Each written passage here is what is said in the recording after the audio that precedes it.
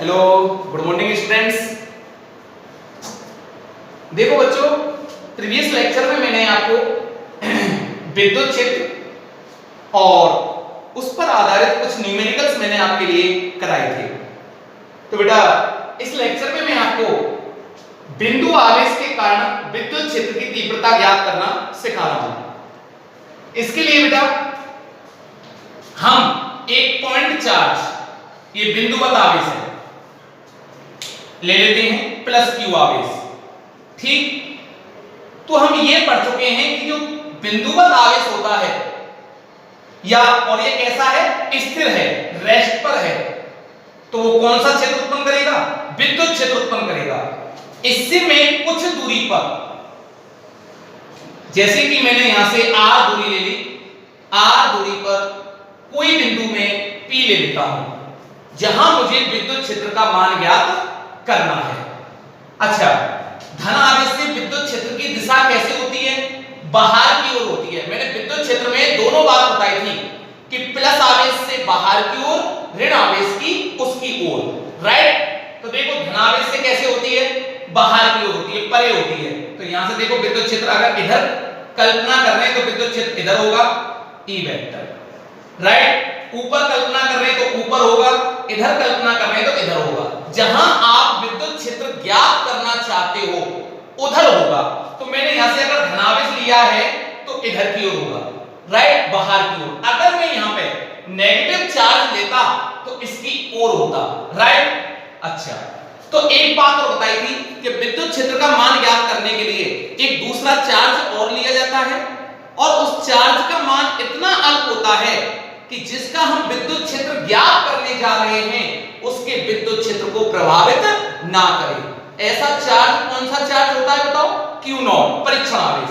तो बच्चों मैं यहां Q नॉट आवेश ले लेता हूं, परीक्षण आवेश ले लिया। ये आवेश इसके विद्युत क्षेत्र को प्रभावित नहीं करेगा, राइट बात। अब देखो जब इस आवेश को लिया है तो इसका नेचर होता कैसा है, पॉजिटिव। ये दोनों पॉजिटिव, दोनों आपस में कौन सा फोर्स लगाएंगे, प्रतिकर्षण बल। तो प्रतिकर्षण बल लगेगा तो किधर लगेगा, इस आवेश के द्वारा इस पर, इधर इस साइड में लगेगा प्रतिकर्षण बल, F वेक्टर, राइट बात। इधर ही होगा। विद्युत क्षेत्र की दिशा किधर होगी, धनावेश है तो धनावेश से कैसे होती है, विद्युत बल की दिशा में, तो विद्युत क्षेत्र भी इधर ही होगा, E वेक्टर। ठीक है, आप देखो इन पर दोनों पर विद्युत बल निकाले, क्या निकाले, विद्युत बल। तो इसके बारे में थोड़ा सा लिखा देता हूं आपको। देखो कूलाम के नियम से बेटा कुछ नहीं कहा जाए ना तो इन आवेश को मैं कहां मानूंगा, हवा निर्वात में। तो मैंने लिख दिया, चित्र में दिया है प्लस क्यू आवेश जो हवा या निर्वात में स्थित है, राइट बात। जिससे स्मॉल r दूरी पर स्थित बिंदु P पर विद्युत क्षेत्र ज्ञात करना है, तब इस आवेश और इस आवेश के बीच में कौन सा बल लगेगा, विद्युत बल।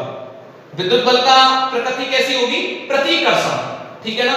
तो कूलाम के नियम से F equals to K Q not upon R square, right.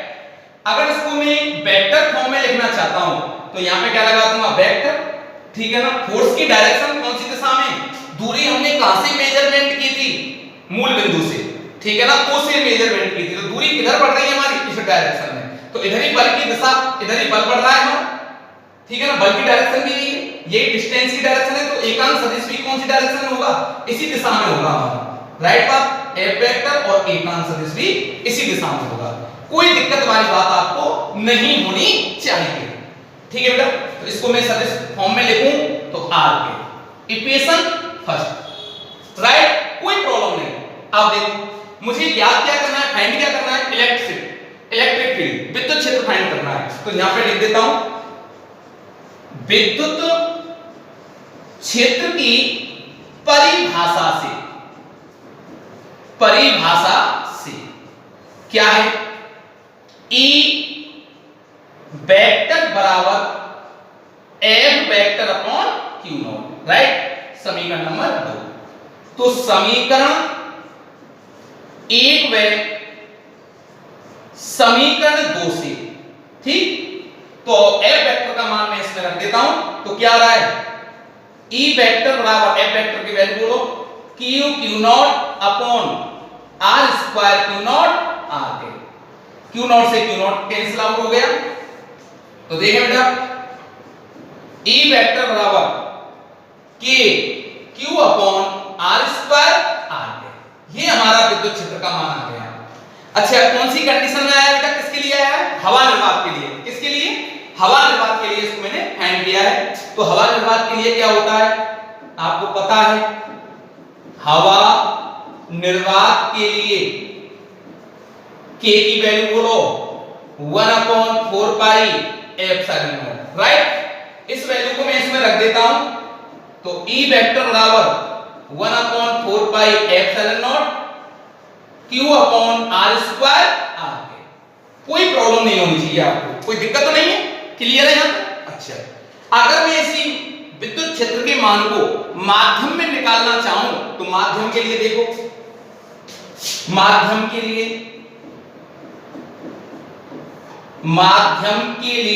K की वैल्यू बताएं आप पहले, K equal to 1/4 pi epsilon naught epsilon R।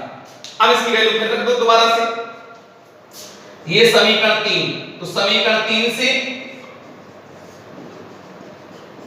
K की वैल्यू रखें बेटा, तो E वेक्टर बराबर 1/4 pi epsilon naught epsilon R, right. ये हो गया, ठीक है। अब देखें Q का मान है Q upon R square R, ये बेटा किसमें आ गया हमारा?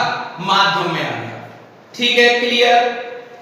अगर इसी वैल्यू को अपन हम परिमाण में निकालें तो ये वेक्टर फॉर्म हमारा हट जाएगा, ठीक। अब देखो तो परिमाण में लिख लें अपन, परिमाण में तो E equal to 1/4 pi epsilon naught epsilon R Q upon R square. इसकी डायरेक्शन बताओ, डायरेक्शन किधर होगी? R कैप की डायरेक्शन किधर है? O से P की तरफ, तो हम डायरेक्शन लिख सकते हैं OP दिशा में। कौन सी दिशा में बेटा? OP दिशा में। कोई प्रॉब्लम नहीं होनी चाहिए। एक बात और समझ लेना यहां पे, समीकरण 4 हो गया ये, और ये हो गया हमारा 5। जरा देखें 4 और 5 को कंपेयर करके देखें आप, इसमें 4 पाई एप्सिलॉन नॉट और इसमें देखो आप 4 पाई एप्सिलॉन नॉट एप्सिलॉन R। एक क्वांटिटी ज्यादा, कौन सी? एप्सिलॉन R, आपेक्षिक विद्युतशीलता ज्यादा है। अगर किसी राशि में एक संख्या ज्यादा का भाग दिया जाता है ना, तो वो राशि छोटी हो जाती है। तो ये विद्युत क्षेत्र इस विद्युत क्षेत्र से कैसा हो जाएगा? छोटा हो जाएगा। इन दोनों को कंपेयर करें, ये माध्यम में है, राइट बेटा। तो देखो समीकरण 4 व 5 की तुलना से तो EM is less than E, या हवा निर्वात के लिए हो गया ये, हवा निर्वात के लिए। तो कहने का मतलब क्या हुआ? पहले आवेश हवा निर्वात में स्थित था, इसके बाद मैंने कोई माध्यम ले लिया, कोई भी परावैद्युत मान, डाई इलेक्ट्रिक कांस्टेंट। जैसे मैंने कोई कांस्टेंट पदार्थ, कोई भी डाई इलेक्ट्रिक कांस्टेंट मैंने जैसे ही लिया तो विद्युत क्षेत्र का मान घट गया, ठीक। देखो इस प्रकार, तो किसी भी माध्यम में हवा निर्वात की तुलना में विद्युत क्षेत्र का मान कम हो जाता है, ठीक। जल्दी नोट करें आप लोग। समीकरण 4 से देखें अपन, दूरी के साथ क्या रिलेशनशिप आ रही है? तो समीकरण 4 से E समानुपाती 1/r स्क्वायर। बेटा विद्युत क्षेत्र का मान दूरी के वर्ग के कैसा होता है? व्युत्क्रमानुपाती होता है, उल्टा रिलेशन होता है, ठीक। अब देखो इनमें अगर हम ग्राफ प्लॉट करें किस किस के बीच? विद्युत क्षेत्र और दूरी के साथ, तो ये ग्राफ आता है हमारा R और E के बीच, ठीक है। इसका मतलब क्या हुआ? इसका मतलब ये होता है कि दूरी जब जीरो है तो विद्युत क्षेत्र, जब दूरी जीरो होगी, जीरो रखो तो ये इंफिनिटी हो जाएगा, इनफाइनाइट हो जाएगा, अनंत हो जाएगा। जब दूरी r का मान जीरो है तो विद्युत क्षेत्र अनंत है, ऊपर से आएगा ये, राइट। और जैसे जैसे मैं दूरी का मान बढ़ाता हूं, ठीक है बेटा, दूरी का मान क्या करता हूं, बढ़ाता हूं, तो विद्युत क्षेत्र का मान घटता जाता है। कौन से रेशो में, E समानुपाती 1/r²। अब देखो, अगर मैं इसी ग्राफ को 1/r² के साथ प्लॉट करूं, बनाऊं, तो बेटा 1/r² के साथ कौन सा रिलेशन होगा, समानुपाती का रिलेशन होगा। तो इसका ग्राफ जो बनेगा एक समान स्ट्रेट लाइन बनेगी, ये ओरिजिन, ठीक है। एक बात ध्यान रखना, ये काफी बार एग्जाम में पूछ लिया गया है। अब मैं इसी के साथ इसी में एक छोटा सा टॉपिक और कराता हूं। ये जो हमने विद्युत क्षेत्र अभी ज्ञात किया है वो धन आवेश के कारण ज्ञात किया है, तो नोट डाल के मैं कराता हूं। अगर हमारा आवेश -q हो तो देखो -q आवेश के कारण विद्युत क्षेत्र ज्ञात करना है, तुमको ध्यान रखना। कौन से आवेश के कारण बेटा, -q आवेश के कारण। तो देखो कोई एक बिंदु ले लिया जहां पर मेरा -q आवेश स्थित है, कुछ नहीं कहा जाए तो कहां स्थित मानेंगे इसको, हवा निर्वात में। तो यहां से मैं r दूरी पर एक बिंदु लिया मैंने P, जहां मुझे विद्युत क्षेत्र का मान ज्ञात करना है। और विद्युत क्षेत्र का मान ज्ञात करने के लिए परीक्षण आवेश Q0 लेते हैं, जिसका स्वयं का मान इतना अल्प होता है कि वो इसके विद्युत क्षेत्र को प्रभावित ना करे। तो यहां पर ज्ञात करने के लिए अब देखो, धनावेश से विद्युत क्षेत्र की दिशा कैसे हुई थी, अभी मैंने बताया था ना, परे बाहर की ओर होती है, और ऋणावेश की ओर होती है, तो विद्युत क्षेत्र की दिशा इधर ही हो जाएगी, ई वेक्टर, राइट। कोई प्रॉब्लम नहीं है आपको, है क्या बताओ। अच्छा, ऋणावेश की ओर होगी तो इसके कारण हम विद्युत क्षेत्र निकालेंगे, तो क्या फॉर्मूला आता है, 1/4 पाई एप्सिलॉन नॉट और q/r²।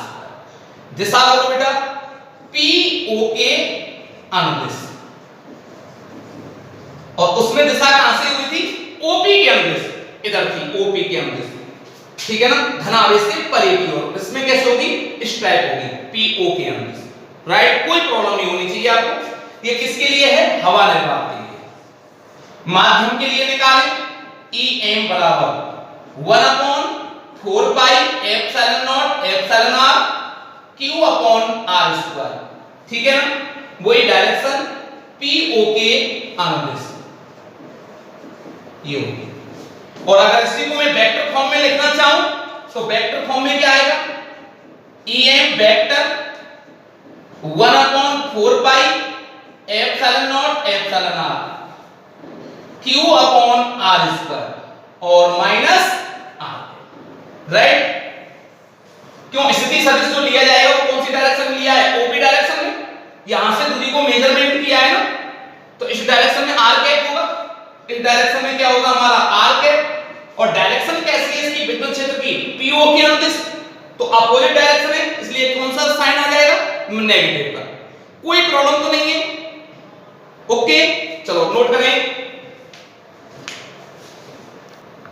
हाँ देखो बच्चों, एक एक्स्ट्रा न्यूमेरिकल है बहुत शानदार, जो भी मैंने टॉपिक कराया था, बिंदु आवेश के कारण विद्युत क्षेत्र का मान ज्ञात करें, उसी के ऊपर एक फर्स्ट क्लास न्यूमेरिकल है। ये एग्जाम में आ चुका है, आरबीएससी एग्जाम में राजस्थान बोर्ड में। एल्फा कण से 10 एंगस्ट्रॉम की दूरी पर विद्युत क्षेत्र का मान ज्ञात करें। एल्फा कण, तो देखो मैं आपको शुरू में, मैं आपको फर्स्ट लेक्चर जब पढ़ा रहा था तो मैंने काफी सारी चीज आपको बताई थी कि एल्फा कण क्या होता है, हीलियम नाभिक होता है। क्या होता है, हीलियम नाभिक। तो हम एल्फा कण के बारे में लिखें सबसे पहले। एल्फा कण क्या है, ये हीलियम नाभिक है, हीलियम नाभिक। अब हम जरा हीलियम नाभिक के बारे में सोचें तो हीलियम नाभिक क्या होता है, इसका फॉर्मूला क्या होता है, 2He4, राइट। तो इसमें कितने प्रोटॉन, 2 प्रोटॉन होते हैं, ठीक है, और 2 ही क्या होते हैं इसमें, न्यूट्रॉन, राइट। और इसके चारों ओर एक कक्षाएं होती हैं, उसमें 2 इलेक्ट्रॉन होते हैं, होते कि नहीं होते बताओ? अगर मैं अब ये क्या है हमारा हीलियम परमाणु है, जब इलेक्ट्रॉन होंगे ना तो कौन होगा, क्या होगा, ये परमाणु होगा, एटम होगा। अब मैं इसमें से अगर दो इलेक्ट्रॉनों को बाहर निकाल दिए जाएं, दो इलेक्ट्रॉन निकाल दिए तो अब क्या, इलेक्ट्रॉन तो बचे नहीं, अब क्या रह गया, दो प्रोटॉन और दो न्यूट्रॉन रह गए खाली, ठीक है ना। तो वो नाभिक ही तो बचा, हीलियम नाभिक बन गया। तो अब ये बचे इसमें दो प्रोटॉन और दो न्यूट्रॉन, और ये किसमें रिप्लेस हो गया, हीलियम नाभिक में, ये हीलियम नाभिक बन गया। कोई दिक्कत नहीं आनी चाहिए आपको, ठीक है।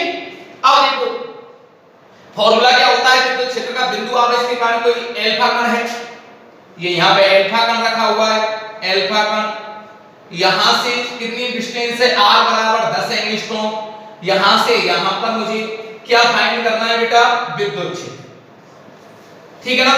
तो विद्युत क्षेत्र का फॉर्मूला क्या आता है, E बराबर kq अपॉन r², ठीक। k की वैल्यू मालूम है, आवेश हम याद कर लेंगे, डिस्टेंस हमको मालूम है। तो देखो k की वैल्यू बताओ, कुछ नहीं कहा जाएगा तो हवा निर्वात मानेंगे, और हवा निर्वात में k की वैल्यू ये होती है newton into metre square upon coulomb square, और ये k किसके बराबर होता है हवा निर्वात में, 1/4 पाई एप्सिलॉन नॉट। आवेश देखिए प्रोटॉन पर, अच्छा अल्फा कण पर आवेश कितने प्रोटॉन है, दो प्रोटॉन, 2 ये लिख देंगे ना प्लस के 2, प्रोटॉन पर आवेश 1.6 into 10 की पावर माइनस 19 कूलम, तो 3.2 into 10 की पावर माइनस 19 कूलम, राइट।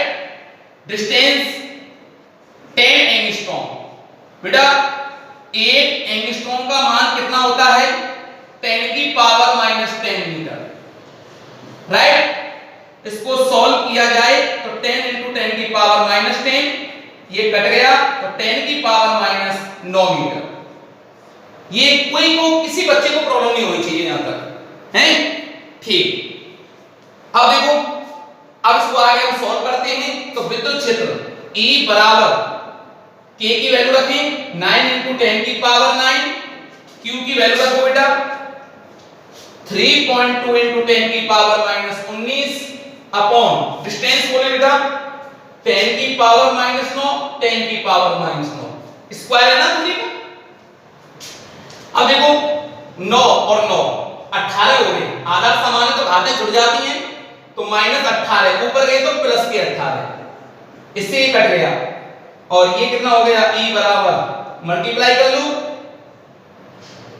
18 और 9 के 27 और 1 28, 28.8, और 1 बचा माइनस का 1, और ये गया 10 की पावर 8। कितना, विद्युत क्षेत्र का मात्रक क्या होता है बेटा, वोल्ट अपॉन मीटर, ये इसका आंसर है। कोई प्रॉब्लम नहीं होनी चाहिए, इस प्रकार के राजस्थान बोर्ड में आरबीएससी में क्वेश्चन पूछा गया है, ठीक है, आसानी से आप कर सकते हो, ठीक है, नोट करें। देखो बेटा ये एग्जांपल 16वां है आपकी बुक का, ठीक है बेटा, बहुत अच्छा क्वेश्चन है, ध्यान से समझना।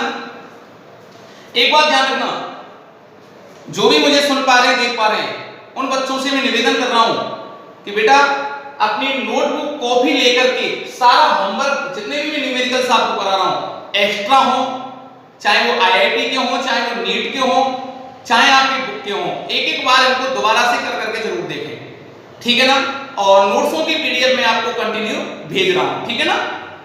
और फिर भी कोई दिक्कत आए तो मेरा कांटेक्ट नंबर आपको पता होगा, नहीं पता है तो देखो बेटा 9649221408। कभी भी किसी भी बच्चे को कोई भी प्रॉब्लम आए, हम हर सब तरह से तैयार हैं आपके साथ, ठीक है बेटा। आप, ये मेरा व्हाट्सएप नंबर भी है, इस पर आप कोई भी प्रॉब्लम है तो आप इस पर लिख करके सेंड कर सकते हो, तो जब भी मुझे समय मिलेगा मैं उस प्रॉब्लम को सॉल्व कर दूंगा। देखो बेटा 5 into 10 की पावर -4 कूलम आवेश पर इतना न्यूटन का बल कार्य करता है, तो उस पर विद्युत क्षेत्र ज्ञात करें। तो क्या क्या दे रखा है ये आप नोट कर लोगे। तो देखिए बेटा दिया है, क्या क्या दे रखा है, आवेश है तो Q बराबर 5 into 10 की power -4 coulomb, force F equal to 2.2 newton का फोर्स लग रहा है। तो क्या फाइंड करना है? Electric field. तो जरा देखिए इधर, हमारा फॉर्मूला होता है बेटा आवेश पर लगने वाला विद्युत बल, F equal to Q E. तो E फाइंड करना है, तो E बराबर क्या होगा बेटा? F upon Q।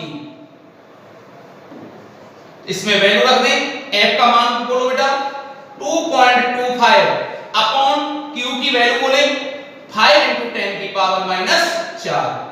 तो E बराबर इसको सॉल्व किया तो 10 की पावर 4 ऊपर गई, प्लस की हो गई, एक पॉइंट कटा, 10 की पावर 3 हो गई, 5 का डिवाइड करो तो 4.5 × 10 की पावर 3। और क्या मात्रक हो गया? या तो न्यूटन अपॉन कूलम या वोल्ट अपॉन, बोलो, वोल्ट अपॉन मीटर।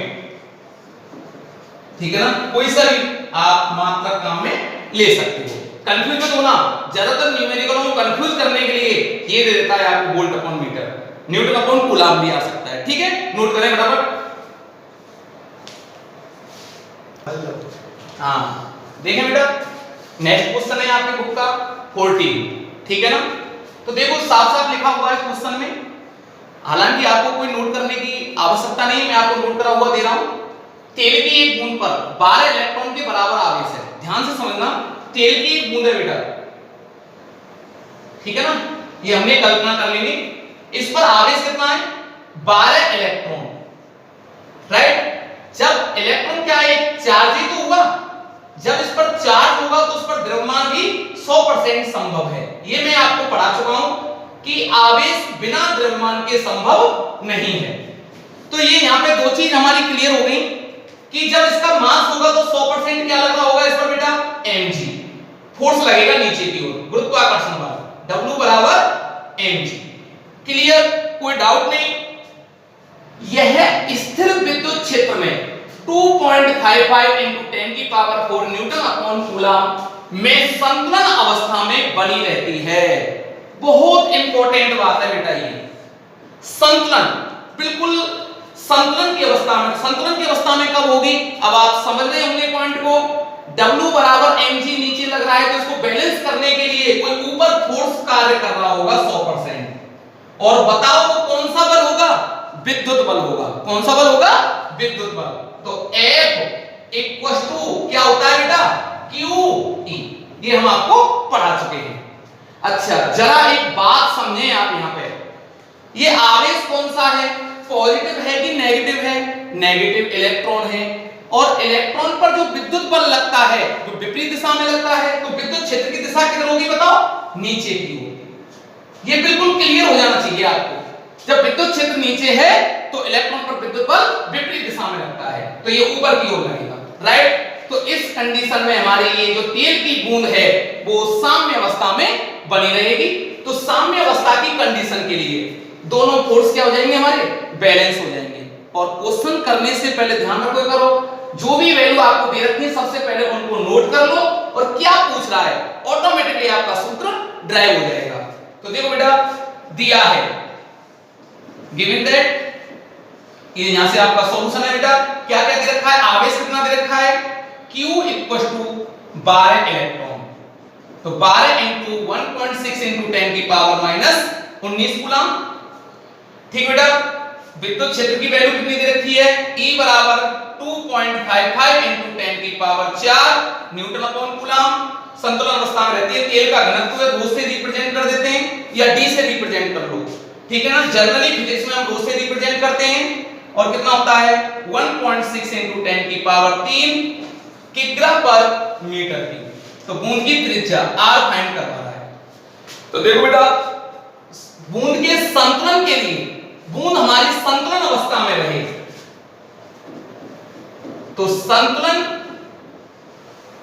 की अवस्था में, राइट, क्या आएगा बताओ? Q या mg बराबर QE, राइट?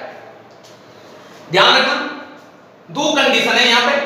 अच्छा m क्या है? बूंद का द्रव्यमान, जी क्या है, गुरुत्वीय त्वरण।